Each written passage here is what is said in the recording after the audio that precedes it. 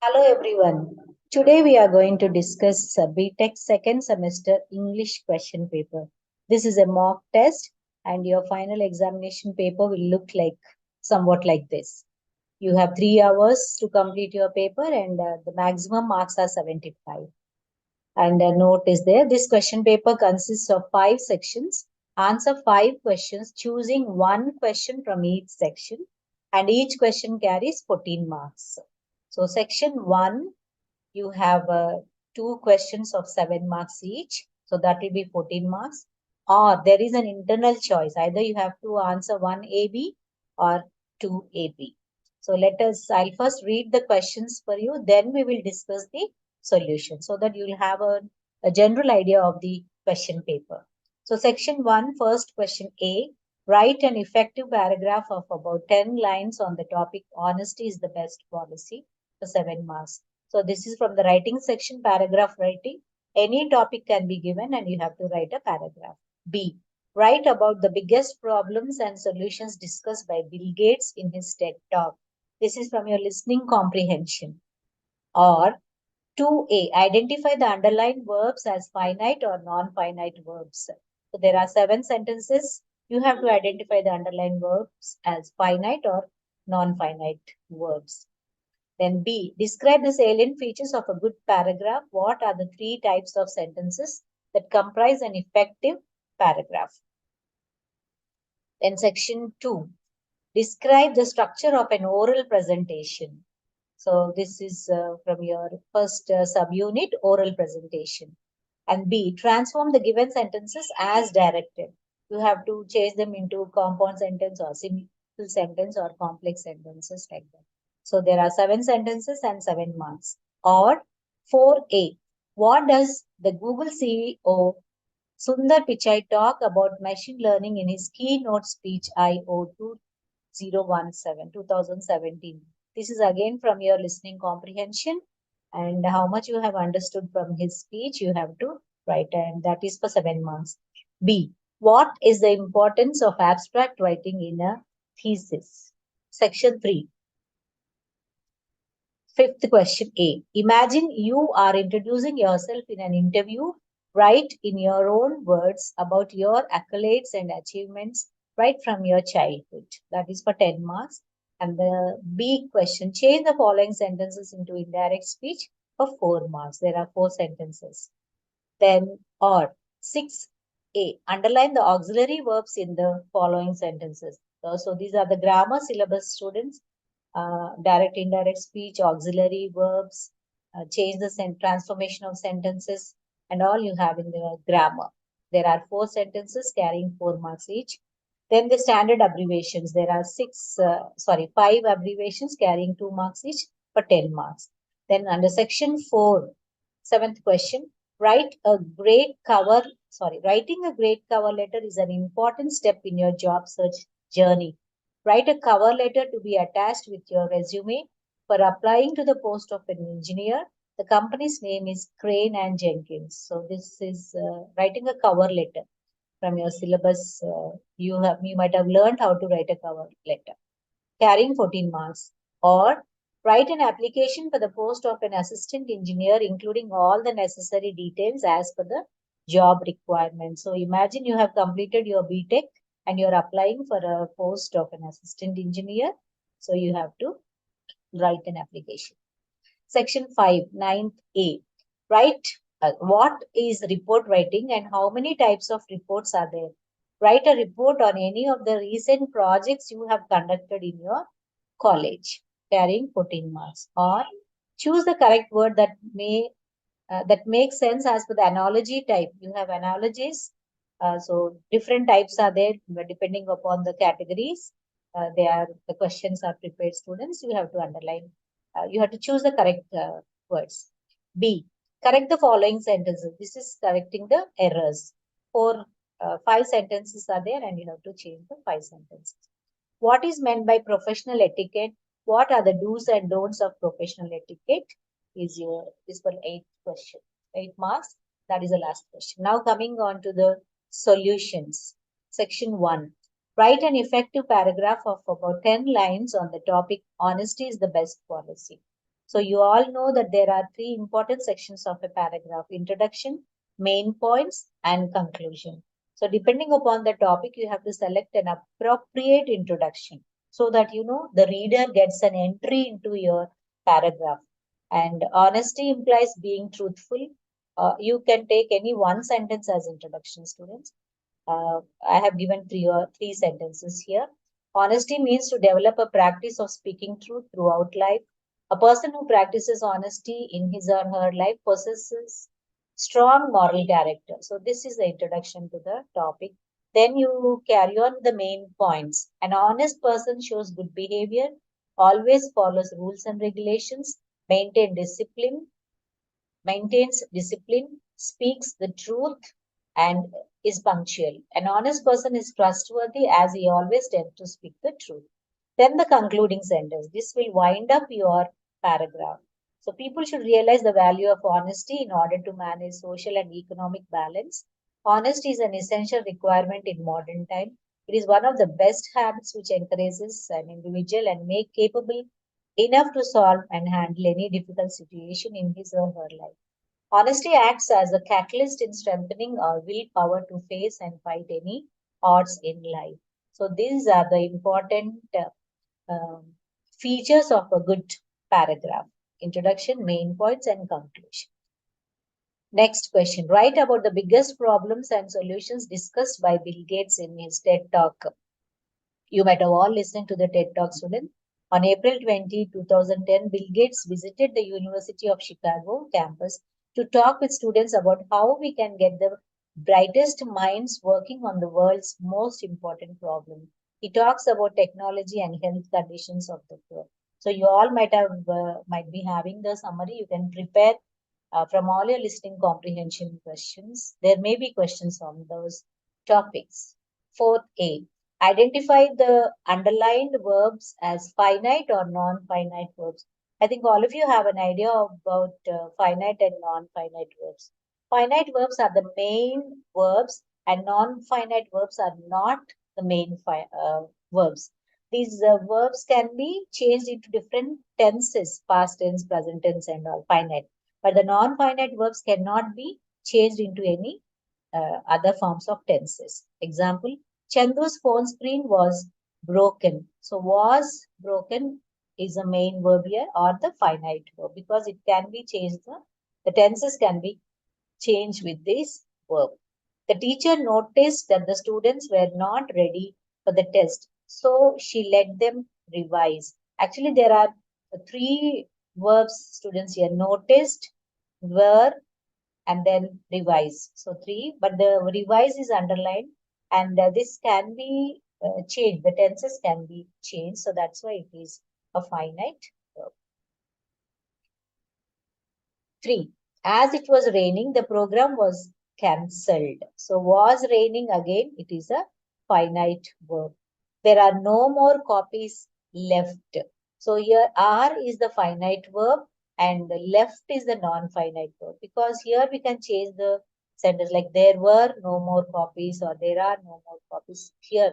But here you cannot change the tense. Copies left. So that is non-finite verb. Next, Madhavi texted Divya the moment their favorite song started playing. So texted is the verb here, main verb, that is a finite verb.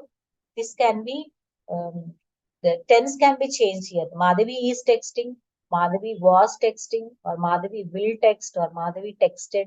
But here you cannot change the tense. Song started playing. So that is a non-finite verb. The children were playing cricket. So were playing is the main verb. That's why it is a finite verb. Being sick, Adarsh decided to take a day off. So here, to take is non-finite verb, students. And being also is a non-finite verb because the tenses cannot be changed here. Decided is the finite verb here. Okay. Next question. Describe the salient features of a good paragraph. What are the three types of sentences that comprise an effective paragraph? So there are four essential elements that an effective paragraph should consistently contain: the unity, coherence, a topic sentence, and sufficient development. So unity means Each paragraph have to talk about a particular topic. You cannot shift the topics or anything. Suppose you are writing an essay, but you can write about different points, but each paragraph should have its own unique component. Then the coherence. Coherence means grammatically acceptable, and the ideas have to be joined together. They should not fly away. So all the joints ideas should be together. Then the topic sentence. Each paragraph should have a topic sentence. This helps the reader to enter into the topic. And the sufficient development. How do you think the sufficient development takes place? With the supporting sentences. So there should be supporting sentences which talk about the topic in that particular sentence. Then you have to conclude it.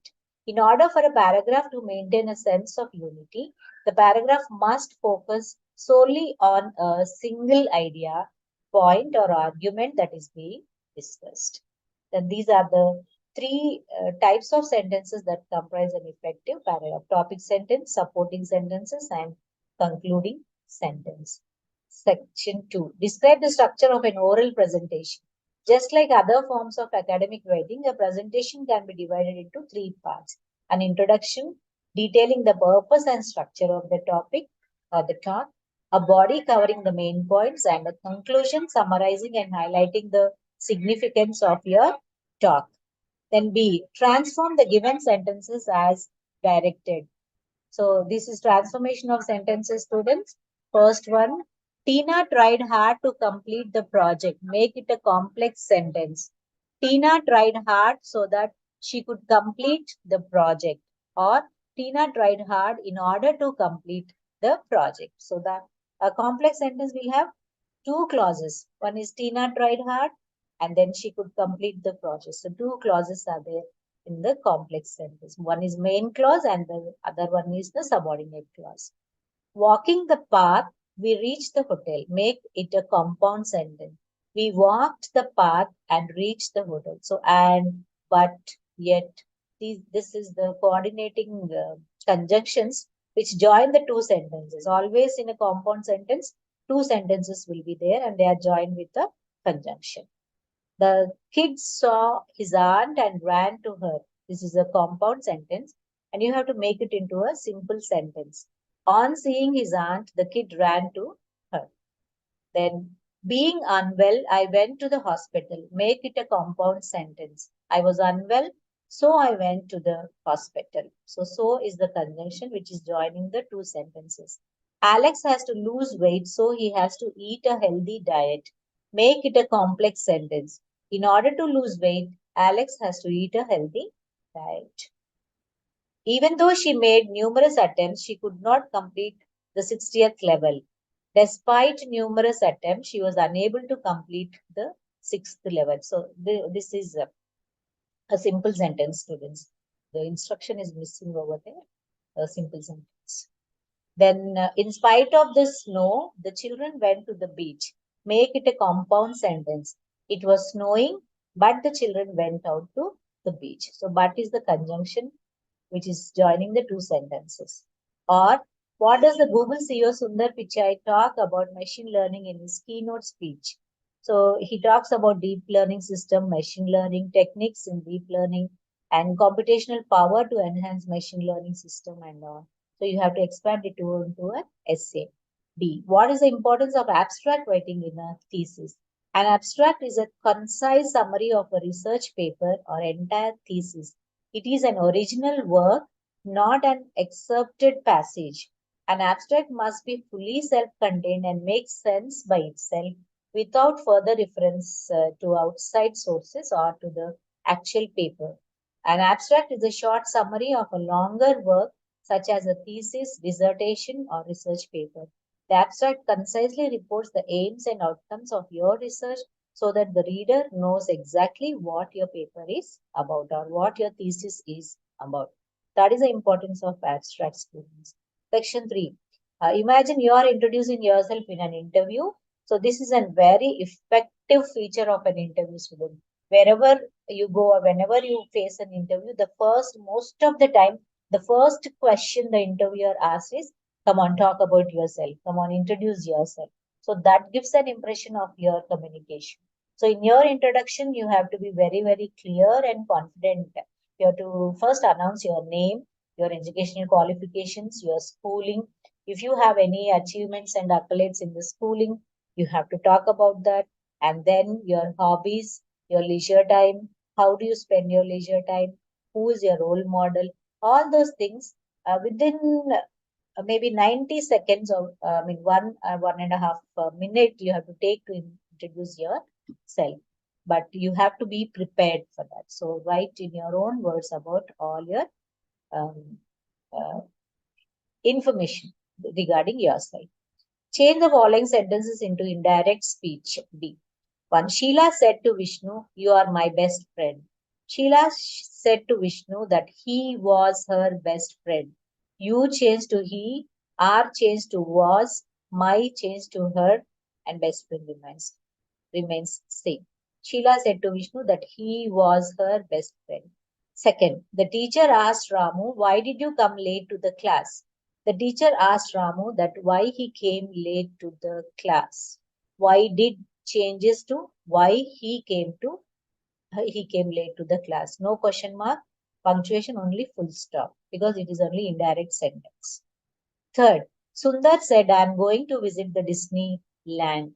Sundar said that he was going to visit the Disneyland. I am going changes to he was going.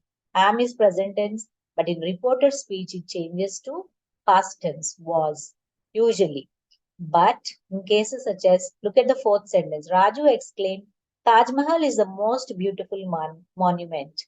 Raju exclaimed that Taj Mahal is the most beautiful monument. You cannot say Taj Mahal was the most beautiful monuments. So sentences which tell about the universal truths and the regular things which happen, celestial things happen, they take always present tense only is. Next question, 6a. Underline the auxiliary verbs in the following sentence. You all know auxiliary verbs are helping verbs. So she is painting a beautiful picture. Painting is the main verb and is the helping verb. India has become independent since 1947. Become is the main verb, has is the auxiliary or the helping verb. Third sentence, the minister will visit the flood victims tomorrow. Visit is the main verb and will is the auxiliary verb. Fourth, yesterday I have watched the movie. Have is the auxiliary verb. Then expand the following standard abbreviations. ATM stands for Anytime Teller Machine. SMS stands for Short Message Service. SIM stands for Subscriber Identity Module. And fourth, BCC stands for Blind Carbon Copy. And fifth one, PIN stands for Postal Index Number. Or sometimes, recently they are abbreviating personal identification number also as PIN students. Okay. Section 4, writing a great cover letter is an important step in your job search journey. Write a cover letter to be attached with your resume for applying to the post of engineer. The company's name is Crane and Jenkins. So first you'll begin with your name, your address, your email, a date, and dear hiring manager, it's a pleasure to be applying for the electrical engineer position at Crane and Jenkins, as I feel it is an exceptional company that prides itself. So like that it goes, students, introduction, main points, and the conclusion. This is the concluding paragraph. Thank you for your time and consideration. I look forward to learning more about the electrical engineer position at Crane and Jenkins. Sincerely, here your signature and the name. Eighth question. Write an application for the post of an engineer, assistant engineer, including all the necessary details as per the job requirements. So you will write your name, address, date, dear sir or madam, then I am your name. And so writing this letter to apply for any available job positions at your company, the company's name. I have years, so many years, here, dash means year, of experience as a previous job you have to mention, and my educational qualification is so and so. But I'm willing to accept any job opportunity irrespective of my previous work experience and my education. So this last sentence is optional, students. Usually, personally, I don't advise you to use these type of sentences in your application. So I'm willing to accept any job opportunity tells that you are less confident. So whichever job position you are applying, stick on to that job application. I just collected this model so that to caution you not to go for such sentences. Sincerely and your name. Last section 5, 9A question. What is report writing and how many types of reports are there? Write a report on any of the recent projects you have conducted in your college. So report writing is a formal style of presenting objective facts and information. There can be various types of reports such as academic reports, science reports, business reports, technical reports, and news reports. A report can be verbal or written. However, a written report is more formal than a verbal report. And this is a model I have collected for you students, report writing. First is your title page, then the abstract, then the table of contents, then your introduction to the topic. Introduction also will have the background, the purpose, and the scope.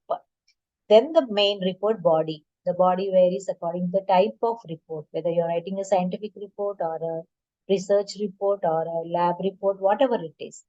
Then your conclusion. 10th question, choose the or. This is a choice. Choose the correct word that makes sense as per the analogy type. Which of the following is related to melody in the same way as delicious is related to taste? So melody is related to voice. In a certain way, diploma is related to education. Which of the following is related to trophy in a similar way? So trophy is a prize. Clock is related to time in the same way as vehicle is related to which of the following. So vehicle is related to journey.